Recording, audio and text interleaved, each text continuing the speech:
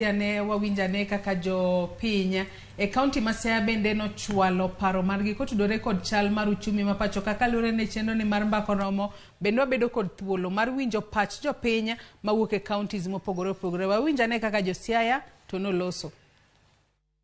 Uchumi mondo idh malo en no sirikal nyaka rang kaka keto gik mane gichiko jo piny itim. Nikech kata sani kirango mus kaka sirikal ringo ber mwaseneno onge to wasetieko ndalo 100 gidere. Enena chandruok kuna pale nikech kata mana wach mafuta miloseno wan kaka jo transport. Sani mtoka pogre go mafuta pesa diere. Kichaki gole pesa do tich tedo ka pesa midongo tin. Kaka Siaya ne wago kura kwa ng'eyo ni gik mane former governor diket gik mane former governor chako bro rumo. Sani wasetieko ndalo 100. Stage kidonje na sama sani ji oloko cho ute noger kanyo machalo lodging kata gima gitiyo onge. Koro kata kama chokie ji kidwa mondo ititiji mtoka malongo onge dhano bedo skata duku na pale. Omiyo wan wakwayo mnan koselosnwa stage to wabiro yudo kuma ber mwatie. To ka en kaka en ni to tich tek nikech kata kama dichoke customer onge. Koth kochwe kuma dhano bwokie kadwa idho mtokni onge dhano kodonji stage to donjo na pielo utego nolosi gi choche koro tamo kama waketie kata beria kitiyo tichal ng'ama tiyo bungu pogo Siaya kedonje nikori donji town kod woko mare onge pogro kata jowuoth miting'o kiakta ni stage mar gin ga kure makata ka ng'ato wito sike moro onge kuma dodhi penji. Nga iluonga ni Frederick Omondi Otieno ajala ma Siaya.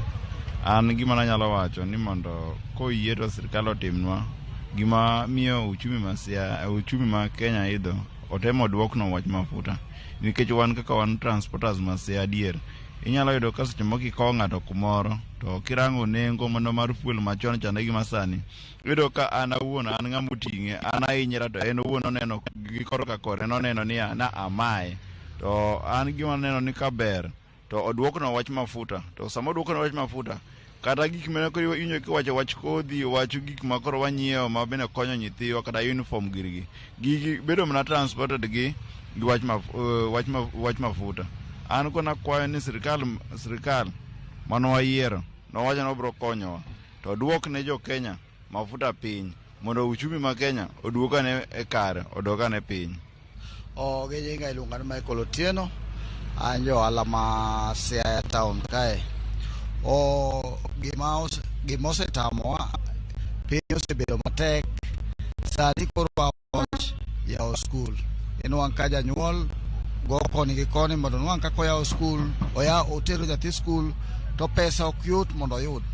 Gimomiyo pesa ok yot mondo oyud piny nosekethre to ne wayudo government manyien motel gi ker Ruto wakwa Ruto nokawo gokor giket piny election noserumo campaign noserumo wach mar jalupne go aga kore koni gi koni miyo piyo mago be kelo piny bedo matek ketie joma chuki nigi mwandu resources gi to ginya tiyo go mondo float piny ka mondo konjo piny kech gineno kaka government nitie joma go korgi to most of joma nie government gin jok man gi pesa.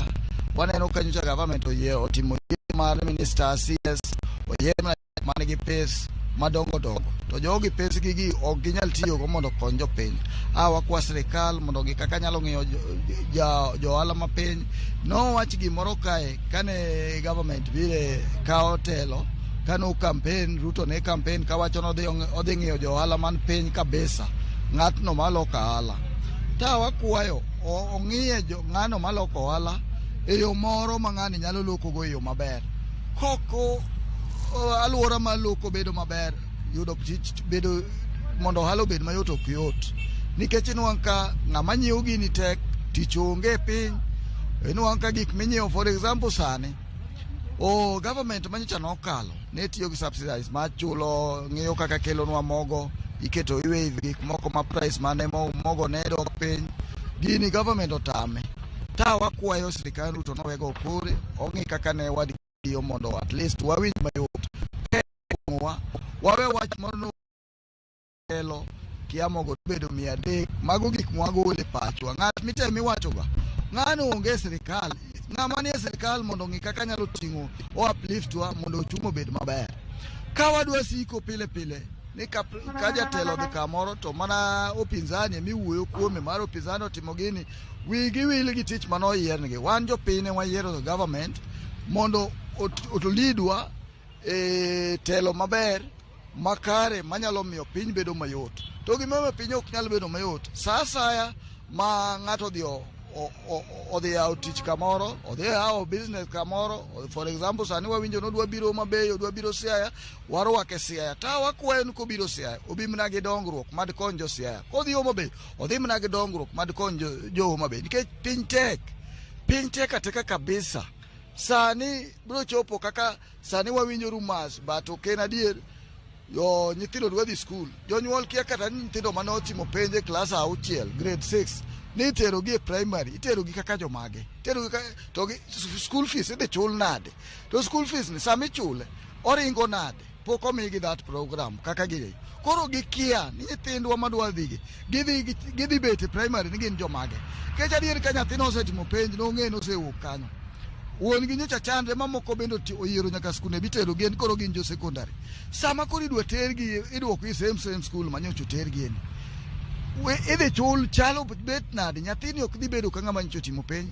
Waneno ndalowa kane watimo penj mar klas 8, ne waneno ni ka iidhe grade moro koro iwuok iluongo jo primary ni jo primary, to koro jo grade 6 gi gichagi dhi luongo jo primary ni jo primary to the same, pod gin still in that school. Wakwa government mondo los gino maber, structure no maber, giwe bedo gik moko miparo. Kotamo that CS manokawo that position, oen kwayo for the former CS mondo advice kaka no plan gino, nikech aparo seche moko nyalo bedo ni gino kowinji nikech noyudo ka en gima already osebedo organized gi ng'ama chielo. Okwa ng'ano mondo bed onge sani go kor dwara ng'ato, nikech kata ofis kikawo ok igo e kori, ipenjo ng'ani to bwana nyocha tiyo nade, ng'ani kan advice you. That's why wadwaro leadership ma cooperate gi jowadgi. Maduong' molo en ni piny kokorang maber bong'i kaka inyalo lok gik moko, for example kaka fuel. Gik maketo cost of living bedo matek en fuel. Wika ok wanyal riambo nikech fuel no koseidho malo, everything is high. Onge gima dog ma piny to fuel ni malo. Gima bedo transport gi kwa government odhi ochul subsidize mar fuel, onge kama nwapurie wayieni dwa nwapur bacham watere puodho, bacham ne oduok olokre bedo duok fuel chien. Fuel government ema nyaka ng'i kaka loso mondo duok fuel. Gimoro amora ka fuel nyalo dok piny, an gadiera ni gimoro cost of living dhi bedo piny, kendo ka transport koro cheap, o gik mitimo ma most of gik bedo ferry gi fuel bedo piny.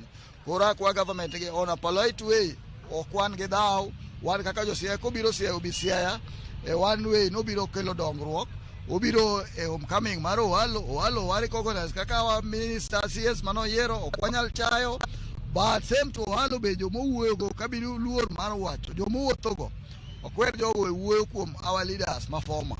Akwayo Owalo on a strong man no owek timre nade, oweketo jok mowuothogo ka nitie ng'at moneno dwa mulo ng'ama chielo, be jatelo ma kawuono to ng'e maber kaka otelo e kaka obro wetelo ng'ato bro donjo kanyo, to kosewuok e telo ok ber mondo ng'ato bi wuog ng'ama goye, mano ok morwa. Wan in CS marwa mano be wagon mheshimiwa Ruto erokamano kuom miwa CS ma jaluo ma ok rarieda dabutwa ka. Ginyinga iluonga ni William Obat. An jalno endo matiyo Siaya, kendo wan jogo eko ma jo ohala ma Siaya watiyo tijno endo mar riembo apiko mane mwayudogo daily bread mamarwa. Ka wawuoyo wach mar uchumi kata kaka wanyalo boresha wach mar uchumi mondo mi ngima oduog kaka kare, en mano wanyalo kwayo sirikal mar mondo mi oduoknwa kaka wan kaka aswa jo bodaboda, wanyalo kwayo sirikal mondo mi orangie kaka inyalo duoknwa mafuta piny, nikech wach mar mafuta emomiyo samoro ngima bedo malo ne jomoko kaka wan. Kech ka sani inyalo yudo kigoyo mafuta lita achiel en siling 177. Kama nyochi dhi nang siling 200 nyalo chuni mar mondo mi tig siling igo dig siling 135. To mano mi na ngima no endo mar jawuoth mitingo oneno ka ngima oidho kabisa. Koro sirikal en mondo mi duoknwa mafuta piny, subsidy ne wayudo Siaya ka sirikal tek mar mondo mi odwoknwa subsidy mondo mi nengo mafuta odog piny mondo mi kata jogo eko mwating'o kik ywaga ahinya ni maisha oidho to wabende kik wabende waywaga ahinya ni maisha oidho nikech sani lita achiel kiringogo ichal ng'ama ringo nus lita. Mano momiyo wakwayo sirikal mondo mi ngima odwog piny girang kaka mafuta inyalo dwok piny nikech mafuta ema riembo gimoro amora e Kenya ka. Wach mar ariyo anyalo wuoyo wach mar kodhi kaachiel to kod manyiwa. Wakwayo sirikal nyocha winjo kokel gimoro ni subsidy mar manyiwa to kod kodhi. Wadwa ni gini ochop mashinani nyaka ni jalno endo machandre mane gweng' piny kachacha nikech koketen mabwenyenye manie town malo koni to bro yudo ka mabwenyenye gi gibro medo dhi maber to wan jogo eko machandre piny ka ok wabi winjo maber nikech ok wayud gigo eko ma sirikal okelo. Koro wakwayo chife, wakwayo county commissioners, deputy county commissioners duto girangi e yo ma kothe kaachiel to kod manyiwa mar subsidy mindikoni ochopna kina mama moko man piny kuchaka mondo wawuogie gimoro miluongo ni eka fund moro masani chamo pesa kuom jopiny to seche moko piny bende dhi to tho tibandhi e gima ok ichamo. Wakwayo sirikal mondo mi ka gitiyo gi county commissioners chife te gini ochopa kina mama man piny kachaka mondo mi gi ae e chandruok ma ginitie sani ni. Mago e gik manyalo wacho mondo mi sirikal orangi e yo ma mondo waduok go. Aparo ni kwatimo kamano to wanyalo duoko cost of living nyalo dok e piny matin nikech koth bende sani ok ng'eny ahinya.